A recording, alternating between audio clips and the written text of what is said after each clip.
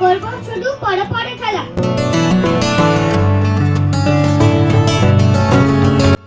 Good morning সকলকে, আশা করি তোমরা সকলে ভালো আছো। তো তোমাদের সকলকে জানাই হ্যাপি সরস্বতী পূজা ও ভালোবাসা দিবসের আন্তরিক প্রীতি, শুভেচ্ছা ও ভালোবাসা। সবাই খুব আনন্দ করো সরস্বতী পুজোতে। সাবধানে ঘোরাফেরা করো। মোটর সাইকেল যারা চালাবে তারা অবশ্যই সাবধানে চালাবে, খুব তাড়াহুড়ো করবে না। যেহেতু আজকে একই দিনে দুটো পড়ে গেছে, তো অনেকে উড়ু উড়ু করে বেড়াবে, তো উড়ু উড়ু করে বেড়াবে না, সাবধানে বেড়াবে। নিজের জীবনটাই আগে, নিজের জীবন থাকলে সব কিছু পাওয়া যাবে। আর জীবনে যদি কিছু একটা ক্ষতি হয়ে যায় তাহলে তার ক্ষতিপূরণ কেউ করবে না। তাই সকলে খুব সাবধানে এবং অনেক অনেক আনন্দ করবে। তো এখন থেকে আমি ব্লগটি শুরু করছি। আর আমি এখন চলে এসেছি রান্না করতে। সকাল সকাল আজকে রান্না করে তারপর বাড়িতে পুজো দিয়ে যাব সৌভিকের স্কুলে, সৌভিকের সাথে। তো আজকে পুরো ব্লগটি দেখতে থাকো, আশা করি অনেক অনেক ভালো লাগবে। তো আজকে আমি রান্না করছি, দেখিয়ে দিচ্ছি। কলার ভর্তা করব, সেই জন্য আমি কলাগুলোকে সেদ্ধ করে রেখেছি। আর করব ফুলকপি আলুর তরকারি কুমড়া বড়ি দিয়ে। তো সেই জন্য আমি কড়াইটা চাপিয়ে দিয়েছি উনানে, আর এদিকে তো ভাত বসিয়ে দিয়েছি। তো এখন কলার ভর্তা করার জন্য শুকনো লঙ্কা ভেজে নিচ্ছি। শুকনো লঙ্কা আর রসুন থেতো করে দিয়ে যদি ভর্তা করা হয় সেটা খেতে খুব ভালো লাগে। তো ওইভাবে আমি বানিয়ে নেব। আর আজকে তোমাদের সাথে শেয়ার করব আমার ছোটোবেলার সরস্বতী পুজো কেমন কাটতো সেগুলো। তো অনেক অনেক মজার ছিল আগের দিনের সরস্বতী পুজোটা মনে হয়। আর আমরা তো মেয়ে মানুষ। আর এর আগের ব্লগে তো আমি বলেছি যে গোবরাপুরি থেকে আমরা অনেক সাজুগুজু জিনিস কিনতাম, কাচের চুড়ি কিনতাম।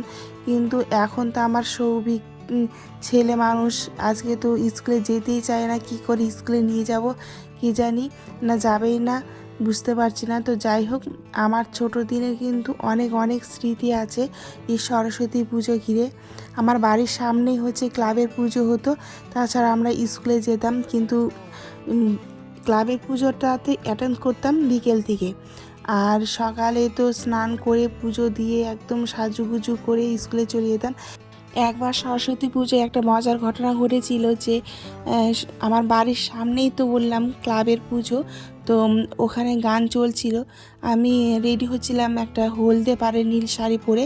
তারপরে বেরোবো এমন সময় দেখছি যে একবারে মাইকে বাজাচ্ছে ওরা, ক্লাবের ছেলেরা, যে হলদে পাড়ে নীল শাড়িতে তোমায় প্রথম দেখেছি, সেই শাড়িতে আজও তোমায় পরতে বলেছি। এই গান শুনে তো আমি অবাক হয়ে গেছি যে এই শাড়ি নিয়েও আবার গান হয়, গান আছে, আমি তো জানতামই না। তো যাই হোক, শাড়ি পরে স্কুলে গিয়ে অঞ্জলি দিতাম। তারপর খিচুড়ি ভোগ খেয়ে সব বান্ধবীরা মিলে চলে যেতাম স্টুডিওতে ছবি তুলতে।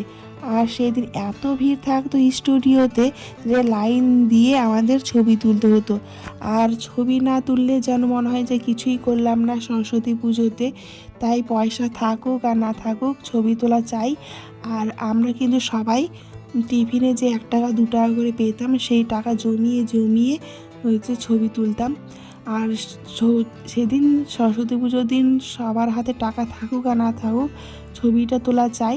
আর যেই দিন হচ্ছে ছবিটা নেব সেদিন হচ্ছে টাকা দিয়ে তারপর ছবিটা নিতাম। আর এটাই হচ্ছে খুব মজার বিষয়। এখন তো সবার হাতে হাতে মোবাইল হয়ে গেছে, স্টুডিওতে গিয়ে যে ছবি তোলা, এটা অনেকেই জানবে না যে সরস্বতী পুজোর দিন স্টুডিওতে গিয়ে ছবি তোলা এটা একটা অদ্ভুত রকমের ভালোবাসা ছিল, অদ্ভুত রকমের ফিলিংস ছিল। হয়তো তোমরা অনেকেই আমার মতো স্টুডিওতে গিয়ে ছবি তুলেছো। আর এখন এইসব স্মৃতি মনে করলে বেশ ভালো লাগে, নিজের মনটা ফ্রি হয়, হাসি লাগে, তাই না? অনেকে আবার ছবি তোলার পর সাইকেল নিয়ে চলে যেত ঘুরতে বামনগোলা ব্রিজে, কিন্তু আমি ভীষণ ভদ্র মেয়ে, তাই ঘুরতে যেতাম না, একদম সোজা আমি বাড়ি চলে আসতাম। ও আরেকটি কথা, তোমাদের যদি ভালো লেগে থাকে আমার ভিডিওর কোনো একটি অংশ, তাহলে অবশ্যই কিন্তু লাইক দিবে। আর তোমাদের লাইক বা কমেন্টে আমি ইন্সপায়ার হয়ে আরও ভিডিও বানাতে পারবো। তো অবশ্যই কিন্তু একটি লাইক দিও। কথা বলতে বলতে আমার মশলাটা কষানো হয়ে গেল, তাই দিয়ে দিলাম আলুটা দিয়ে ভালোভাবে নাড়াচাড়া করে নেব, যাতে মশলাটা সব আলুর গায়ে লেগে যায়। তো নাড়াচাড়া হয়ে গেছে, এখন দিয়ে দিচ্ছি হলুদ আর পরিমাণ মতো লবণ। এখন হলুদটাকে ভালোভাবে মিশিয়ে নেব সব আলুগুলোর গায়ে যাতে লেগে যায়। এরপরে মশলা বাটার বাটিটা একটু ধুয়ে দিয়ে দিলাম জল, এতে মশলাটা পড়ে গেল কড়াই, আর জলটা দিয়ে আলুটা সেদ্ধ করে নেব। তো নাড়াচাড়া করে এখন ঢাকা দিয়ে রেখে দেব 10 মিনিটের জন্য। ফিরে আসছি 10 মিনিট পর, আর এখন দেখছি একদম আলুটা সেদ্ধ হয়ে গেছে। আর এটা একদম লো ফ্লেমে রেখেছিলাম, যেহেতু অল্প জল দিয়েছি তাই। আর এখন দিয়ে দিচ্ছি টমেটোটা যদি পরে দেওয়া যায় তাহলে কষিয়ে নেওয়ার সময় টমেটোর গন্ধটা তো দূর হয়, কিন্তু আলুটাও ভালো সেদ্ধ হয়। আর যদি টমেটোটা আগে দিয়ে দিই মশলা কষানোর সময়, আলুটা ভালো সেদ্ধ হয় না, একটু শক্ত শক্ত থাকে, সেই জন্য। তো আবার আমি 2-3 মিনিট পর ঢাকা উল্টে দেখছি, বেশ সুন্দর টমেটোটা সেদ্ধ হয়ে গেছে। আর এখন ভালোভাবে কষিয়ে নেব। তো আমার কষানো হয়ে গেছে, আর এখন দিয়ে দিচ্ছি ফুলকপি আর কুমড়ো বড়ি ভেজে রেখেছিলাম, সেটা দিয়ে এটাও ভালোভাবে মিশিয়ে নেব। এখন একটু ধৈর্য সহকারে খুব আস্তে আস্তে নাড়িয়ে নিচ্ছি, যাতে ফুলকপিটা না ভেঙে যায়। আর কুমড়ো বড়ি তো এমনিতেই শক্ত শক্ত, তো ভালোভাবে মিশিয়ে নিয়ে এখন দিয়ে দেব পরিমাণ মতো জল। তো জল দিয়ে এখন ভালোভাবে আবার মিশিয়ে নেব, নিয়ে তারপর আবার হালকা আছে রেখে দেব 2-3 মিনিট। তো 2-3 মিনিট পর ফিরে এলাম, ফিরে এসে ঢাকনা তুলে দেখছি যে ফুলকপিটাও সুন্দর সেদ্ধ হয়ে গেছে, আর কুমড়ো বড়িটাও। তো আমার এখন দিয়ে দেবো এর মধ্যে লবণ আর চিনি পরিমাণ মতো দিয়ে গরম মশলা দিয়ে এটাকে নামিয়ে নেব। তো আমার হচ্ছে তরকারিটা রেডি হয়ে গেছে, দেখো কত সুন্দর হয়েছে। আর এখন আমি তুলে নিলাম বাটিতে। তো বন্ধুরা, আজকে সরস্বতী পুজোর দিনে সবই স্কুল যেতে চায় না, গ্রামে পুজো হচ্ছে, তো গ্রামের পুজোতেই সে যেতে চাই। তো গ্রামের পুজোতে রেখে এসছে ওর বাবা, আর মা বললো যে আজকে পুজোর দিনে মালপোয়া খেতে চাই, তাই আমি আজকে মালপোয়া ভাজছি।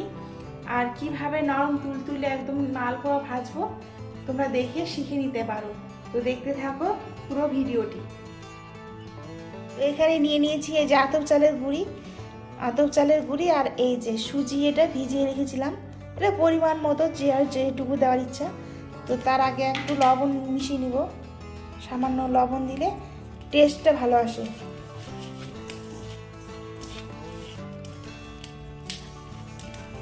তো যে লবণটা মিশিয়ে নিলাম, এখন হচ্ছে সুজিটা মিশিয়ে নিব।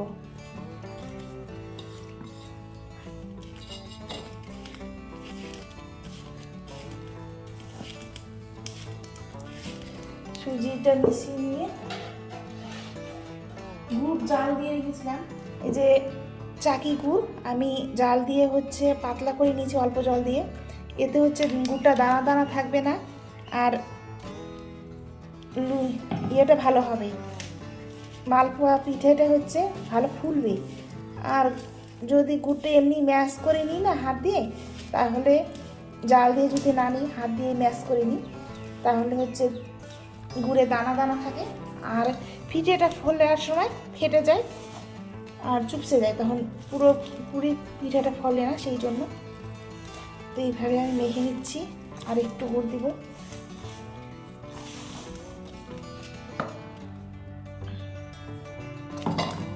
একটু গরম গরমে আছে, ঠান্ডা হলেও অসুবিধা ছিল না, আর খুব গরমও না, হাত সয়ে যাচ্ছে।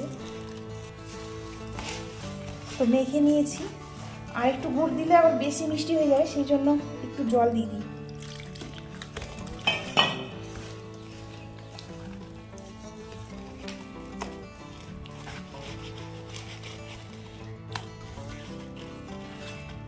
আর একটু জল দিয়ে দিই।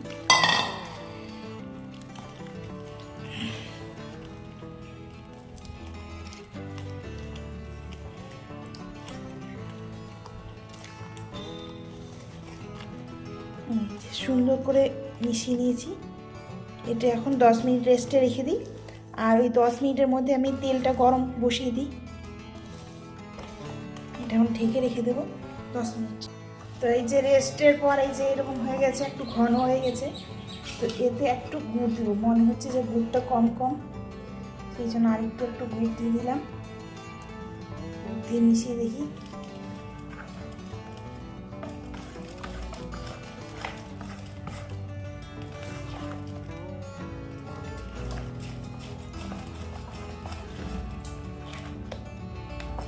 হয়ে গেছে, সুন্দর বেটার তৈরি হয়ে গেছে। আর এখন ঘনটাও ঠিক হয়ে গেছে। কড়াইয়ে দিয়ে দিয়েছি তেল। এখন আমি মালপোয়াগুলো ভেজে নেব। আর আজকে খুব পুরনো বাড়ির কথা মনে পড়ছে। পুরনো বাড়িতে আমরা কিন্তু লুচি আর তরকারি খেতাম, আর আজকে মালপোয়া বানিয়েছি। দেখো কত সুন্দর হয়েছে মালপোয়াগুলো। এখন বাজে সন্ধ্যে 6:30, আর আমি সৌভিক মা চলে এসেছি গ্রামের ক্লাবে ঠাকুর দেখতে। তো ঠাকুরটাও খুব সুন্দর হয়েছে, আর গ্রামের সকলে এখন ধীরে ধীরে আসতে শুরু করেছে। এখানে ফল প্রসাদ আর খিচুড়ি প্রসাদ হয়েছে। তো এনারা ঠাকুর দেখে খিচুড়ি প্রসাদ খাচ্ছেন, অনেকে বাড়ি যাচ্ছেন। আর সৌভিক ফল প্রসাদ পেয়েছে, তাই আমাকে দিয়ে দিল ফল প্রসাদটা। ও খাবে না সেই জন্য। আর এখন আমি বসে বসে ফল প্রসাদটা খাবো আর সবার সাথে গল্প গুজব করব। অনেকের সাথেই দেখা হচ্ছে অনেক দিন পর। আমরা গ্রামে খুব একটা আসি না। তো এই যে কীর্তিক দেখে খুব খুশি, ও টাটা দিচ্ছে, তোমাদের সাথে কথা বলতে চাইছে, কিন্তু সৌভিক হাত ধরে টেনে টেনে নিয়ে চলে যাচ্ছে নাচার জন্য। আর এই যে দুই ভাই এখন দৌড় দিয়েছে নিজের সামনে নাচবে সেই জন্য। আর গ্রামের বাচ্চারা নাচার সাহস পাচ্ছে না, লজ্জা পাচ্ছে। এদের দুই ভাইয়ের নাচ দেখে এখন গ্রামের বাচ্চারা সবাই এসে নাচানাচি করবে। তো চলে এসছে, দেখো কত বাচ্চা চলে এসছে। এখন ধীরে ধীরে যে নাচবে সবাই মিলে এখন। আর সৌভিকের নাচ দেখো কেমন করে নাচে সৌভিক। আর ছোট্ট বাচ্চাটা খুব সুন্দর নাচছে। আর এখানে দেওয়া হচ্ছে খিচুড়ি প্রসাদ, যারা নিয়ে বসে বসে খেতে চায় এখানে তাদেরকে। আর যাদের বাড়ির লোকজন আসতে পারছে না, তারা কোনো একটা পাত্র নিয়ে আসলেই দিয়ে দেওয়া হচ্ছে প্রসাদ। বাড়ি গিয়ে তারা ভালোভাবে খেতে পারবে। আর এই দিয়ে দেখো কত লোকজন এখন চলে এসছে গ্রামের। আর বাচ্চারা সবাই এখন নাচতে শুরু করে দিয়েছে, এই যে নাচানাচি শুরু করে দিয়েছে। আর আমিও এখন নিয়ে নেবো প্রসাদ, নিয়ে খাওয়া দাওয়া করবো। আর সন্ধে 8টা বাজলে এখানে খেলা শুরু হবে, শঙ্খধ্বনি, উলুধ্বনি এইসব খেলা শুরু হবে। তো আমি খিচুড়িটাই যে নিয়ে নিচ্ছি, নিয়ে এখন খেয়ে নেব। আর খিচুড়ির কালারটা কালো হয়েছে কারণ লোহার কড়াই রান্না হয়েছে সেই জন্য। দিদি বল, সকাল থেকে করেছি যে মেলা, এখন আমি তোমার ঘরে বসে করবো শুধু পড়ে পড়ে খেলা। তুমি বলছো দুপুর এখন যাবে, না হয় যেন সত্যি হলো তাই। একদিনও কি দুপুর বেলা হলে বিকেল হলো মনে করতে নেই। আমি তো